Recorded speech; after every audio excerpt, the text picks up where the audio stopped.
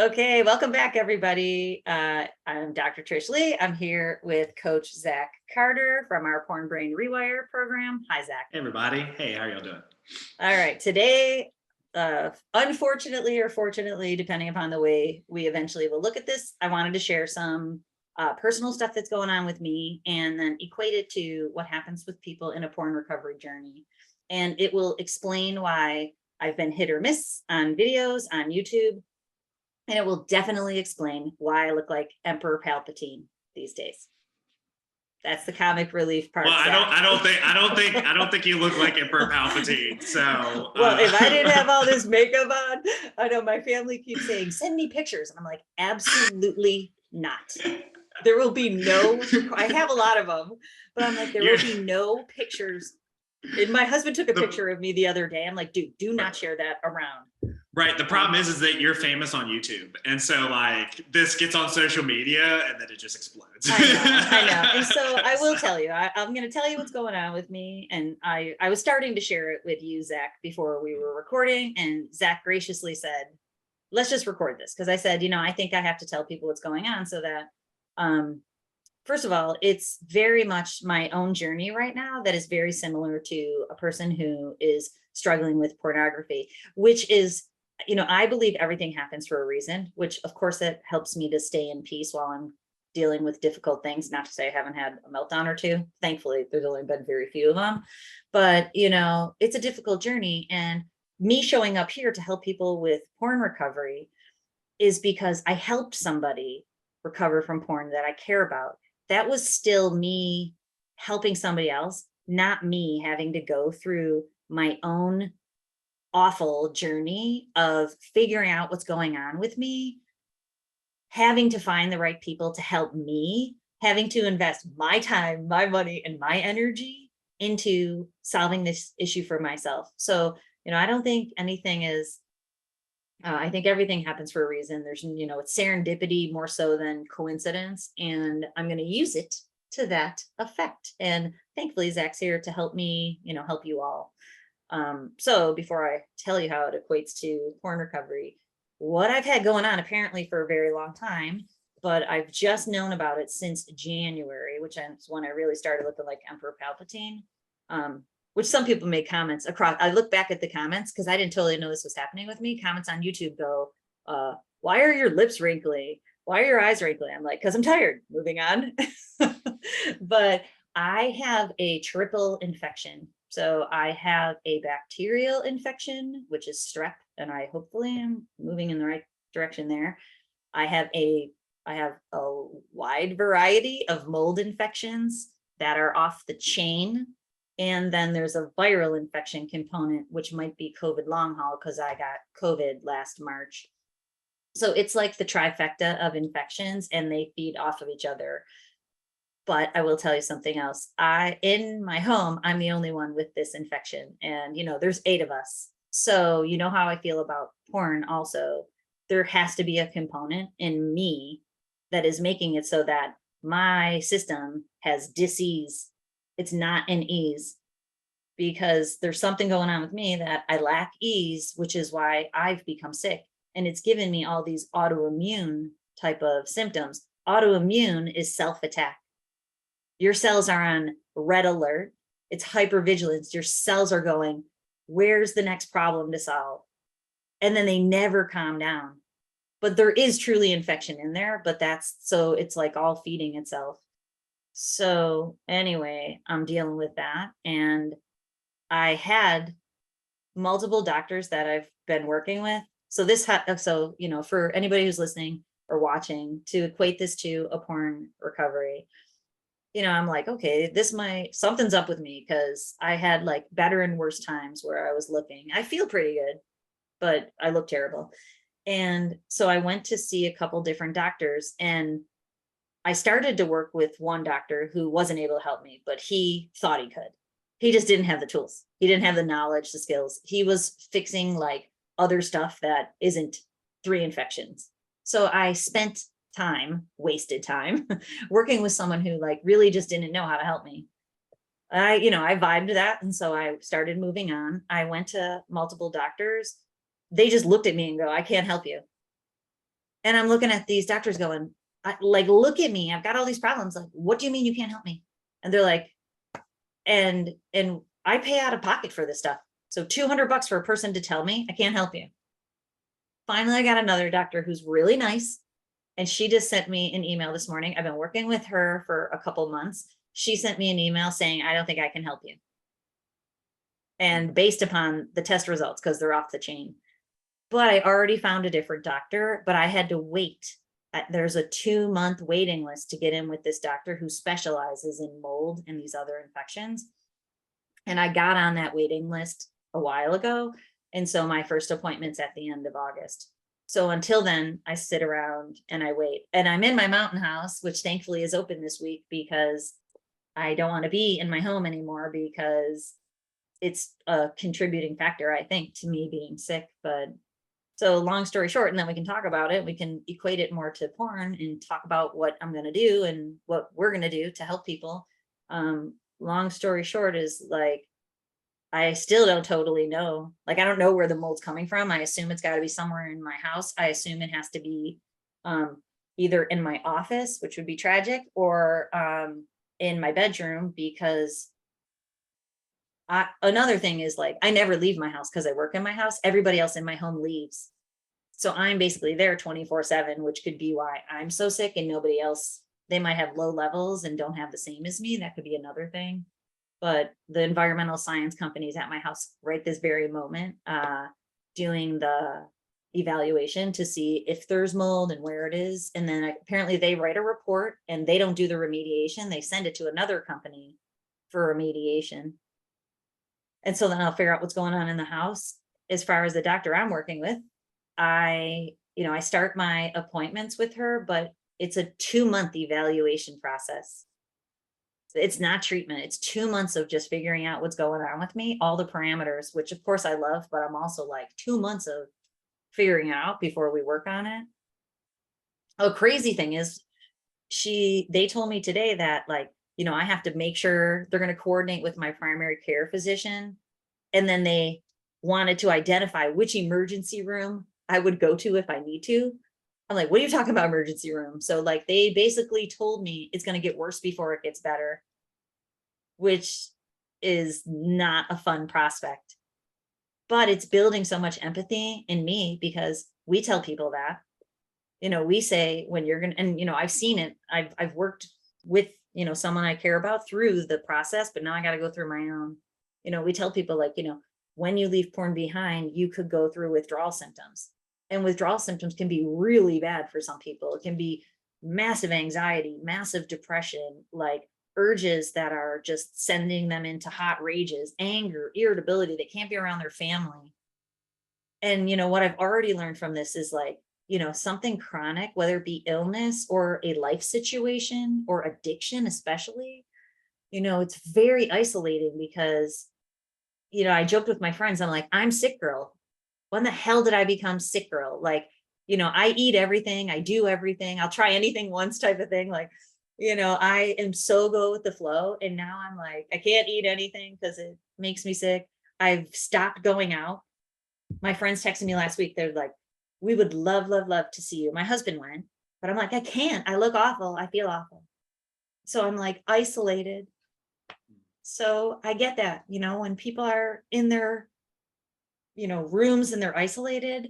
And I think about Sonny, if he's listening. Sonny, I talked to him and you talk to him, and Sonny's like, I'm by myself. I'm in my apartment. And, I joke with him, get a hamster. Like, a hamster can't fix my situation. And don't get me wrong, I have pets at home and I'm in the mountain house. I'm by myself. So it's like so weird being by myself all the time. But, addiction and sickness, and it's very isolating. So I know that I've doubled down. I just talked to my sister, like I told Zach, who she's like, why calling? I'm like, just a chat. So, okay. So throw out some thoughts and then I'll keep going. Well, with first, the sad saga of my current existence. Well, first, I think people are going to appreciate just being open and vulnerable. I think I've noticed in my life that when I'm open and vulnerable with people, they're more likely to do the same. And so I think people appreciate you doing that. So I know it's tough. And like you said, you're like the strong, independent woman who's got the 12 PhDs and the masters, and you always have an answer. And you finally come to a situation where you don't have the answer. I know. Right? And it's so wild because, I've been working on this for 8 months now, like knowingly working on it. And, which there's nothing I can do. I can't work on it. That's the crazy thing, because I don't have the tools yet. So I've been trying, because I thought about that. I'm just here in the mountain house, not trying, which feels so good, because I've been trying and not getting anywhere because I don't have the right help yet. So, but I've already thought to myself a million times, I'm like, once I fix this thing, I can't wait to share it with everybody, because I'm used to figuring stuff out and knowing all of it that other people don't know, and then being able to share, which I still totally plan on doing, by the way. But I'm like, you know what? The new doctor's office told me it could take me a year to get better. And, we tell people 9 months at the best, it could take you a year to get better. Now, the crazy thing about me is it's literally only shown up on my face, which is wild. I feel pretty good. But my face is crazy. So it's pretty wild that the universe put it on my face where I can't ignore it. And so when you are struggling with porn, it might not be on your face, but you might feel like it's on your face. But, I'm here to tell you, don't ignore it. I tell you all the time, don't ignore it, because it just gets worse. I've probably been low key ignoring this for years. I've probably been dealing with this for we moved to our house, which if my house is a reason, I moved there 9 years ago. But you probably don't know this. And if you go back to old videos, you'll see it. I had an eye infection, which was probably part of this. My eye was all messed up. I made videos anyways, because that's the kind of girl I am. I had a tooth infection, which is part of it. And so hindsight's 2020. I went to urgent care one time where they told me nothing. So for the people who are listening, if you're struggling with porn or anything else, we tell people all the time, I tell people, don't ignore it. It just gets worse. And, I was thinking about my stress responses, because I talk on the podcast all the time about how my stress response is flight.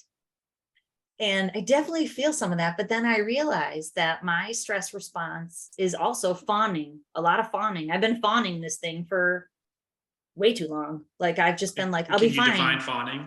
Yeah. So fawning, there's fight, flight, or freeze are the most typical stress responses that people know about. Fight, you just get angry.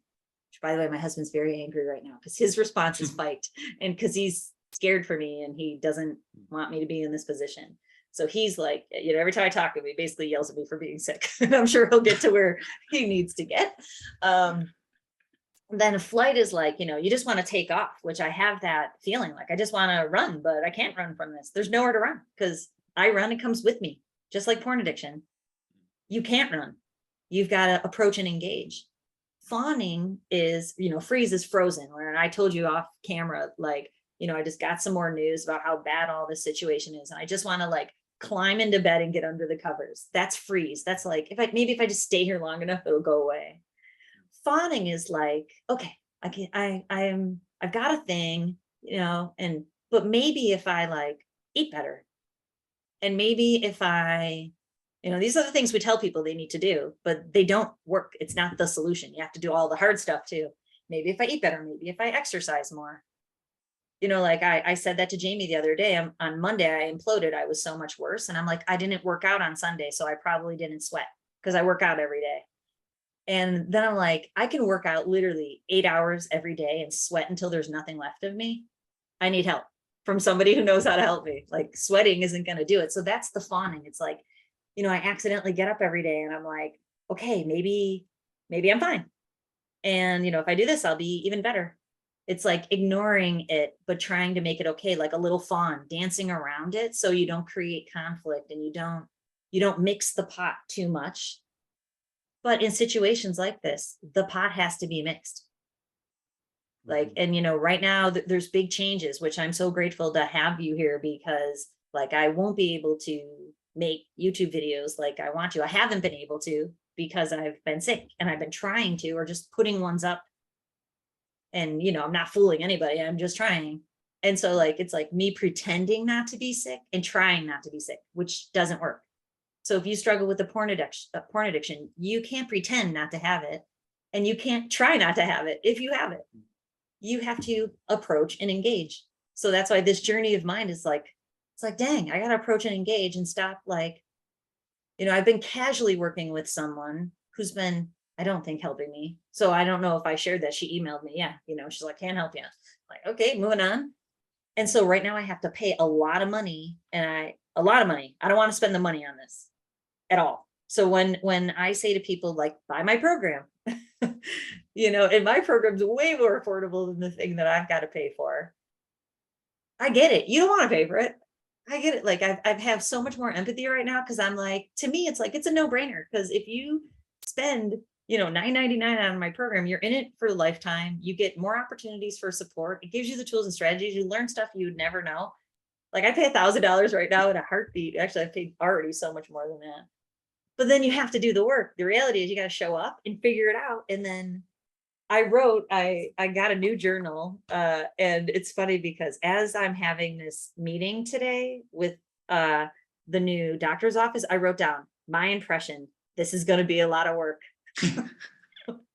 Well, and I'll say like a lot of guys can definitely relate to what you're going through in the sense that like, I was in porn addiction for 15 years and I felt like I tried everything.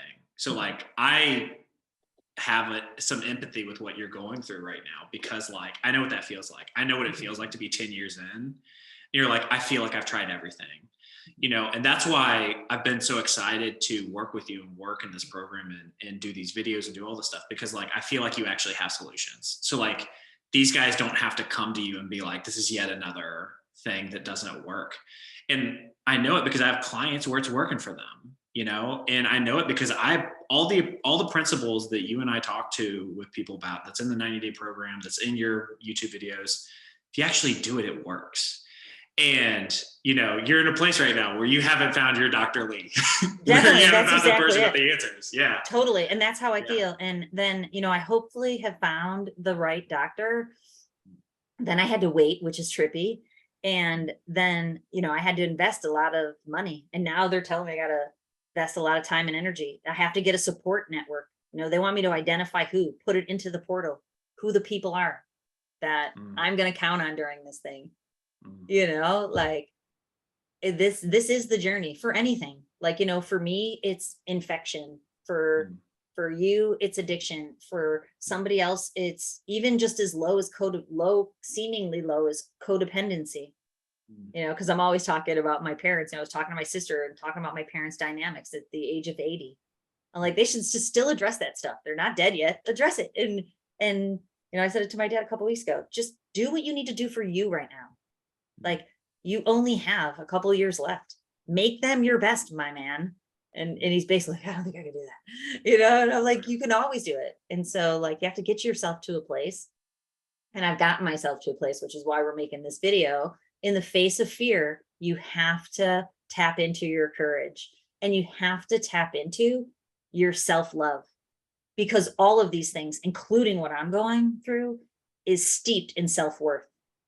If you look up the psychological component of autoimmune diseases, it's self-worth.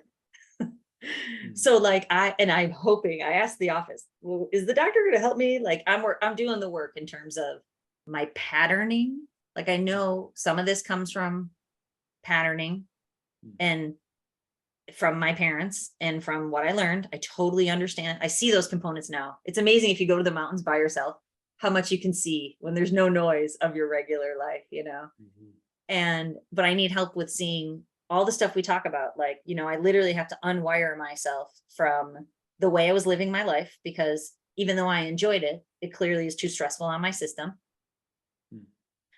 I have to figure out what some of the patterns are that put me at the propensity for being a victim. I do not want to be a victim, but I know there's victims in my, you and I talked about doing genograms so we could help people figure out like what patterns they've gotten from their parents and their grandparents. Right.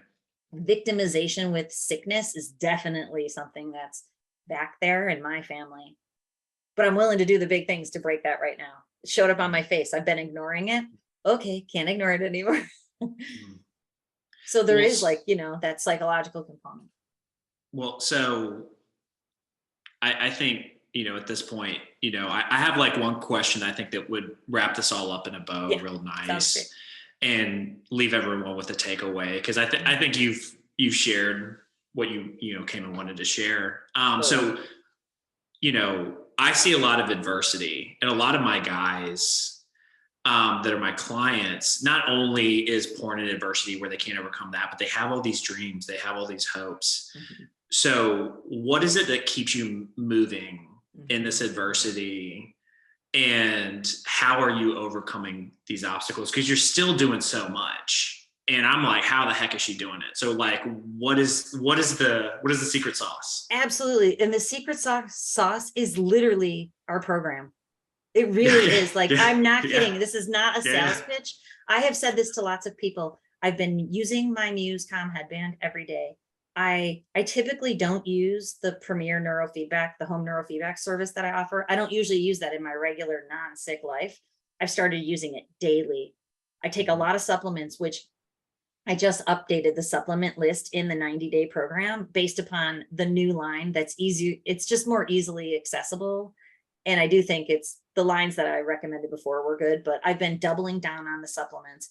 I'm making a lot of schedule changes. They're hard for me to do. It's hard for me to step out of something that I love so much, but I'm raising 6 kids also. So I have too much on my plate.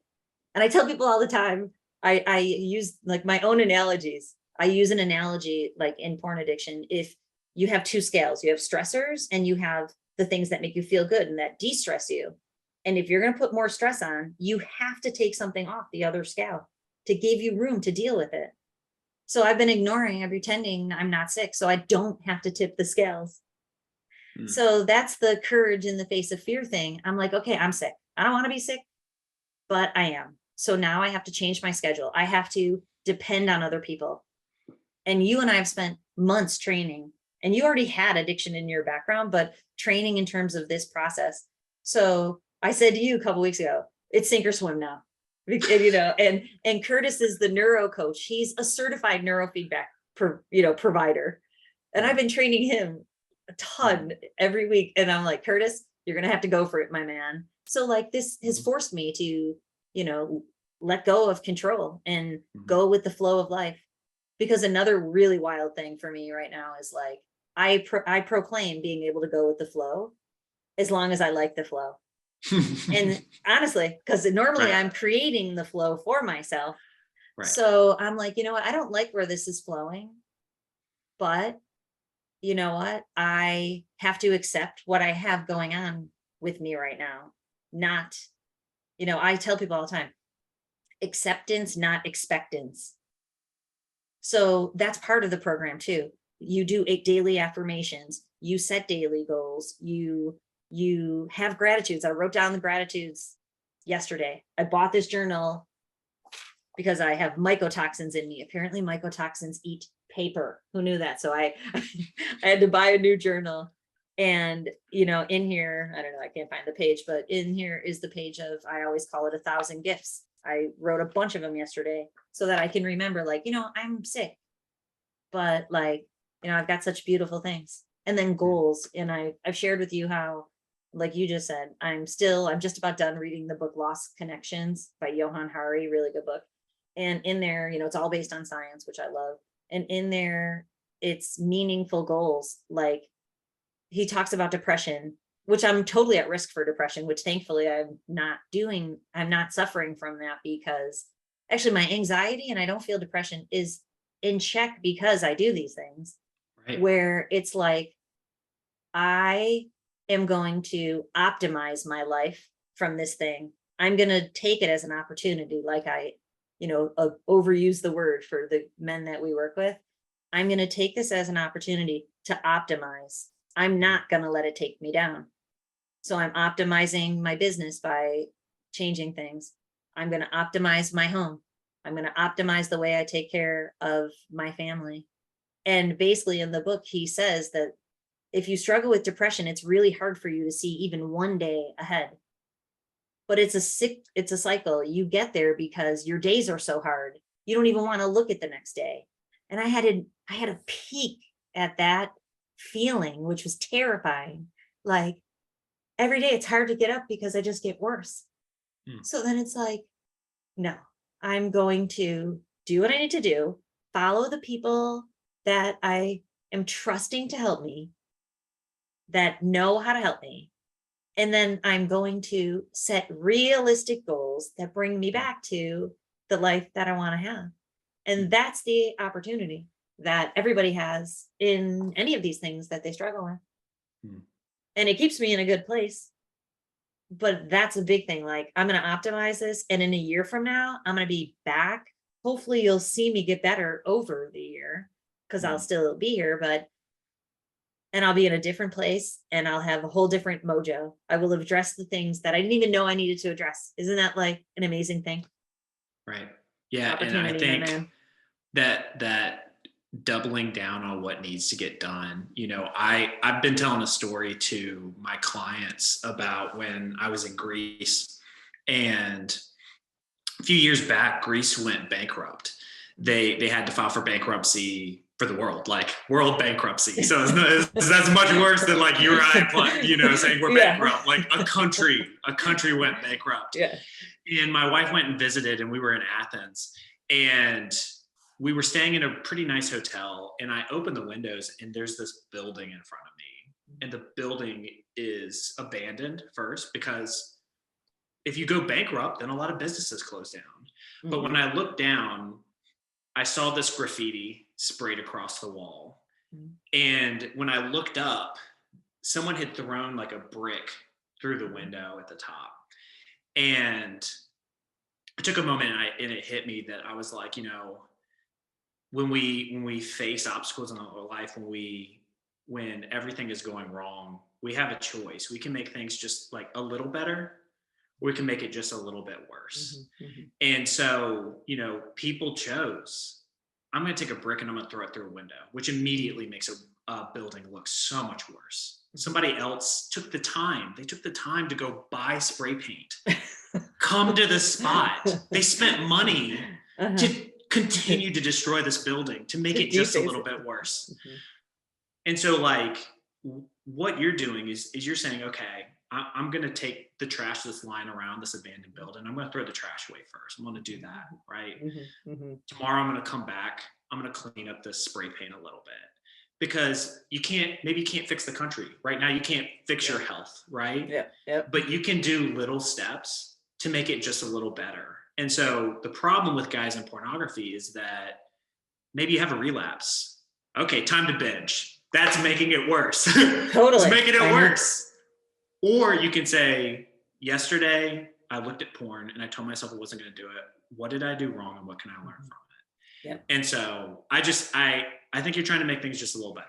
And I think that's what people can see. And so just thanks again for sharing today. I think you were very open and vulnerable, and I'm sure people watching this are going to really appreciate it. Yeah, thank you, because it does not come easy for me. I like to go, you know what? I've been gone for 1 year. It's because I've been suffering in silence. But, you know, I did think, I'm like, you know what? I'm not going to do that. I'm not going to fawn. I'm not going to flee. Because my, you know, like the flight, I'm just going to bounce. I'm just going to have Zach do the channel from now on. But then I'm like, you know what? People can handle Emperor Palpatine me. And hopefully, like on days, if there's no video, it's because I was sick. And if I show up looking great, you can celebrate with me. And then I'll get better, and we'll do it as a community. Community is so important. And, you know, this is a community that I'm proud to be part of.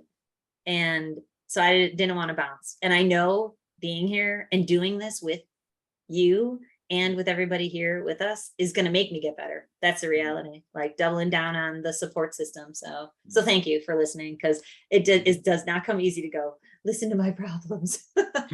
Well, so. Everyone is now your therapist. Yeah, so exactly. Me and everyone else is now. You've been listening to our problems for so long, so we'll take the time to listen to your problems. I know, it was cute, because I know last time I made videos here at the Mountain House, I was going through something with, I don't know, personal with my kids or something. It's like something psychological, not health wise, but it probably was related. But And someone wrote in the comments, because I said something in one of the videos, like, I'm here because I'm struggling with something. I'm trying to work it out. And then people wrote in the comments, we forget you have problems, Dr.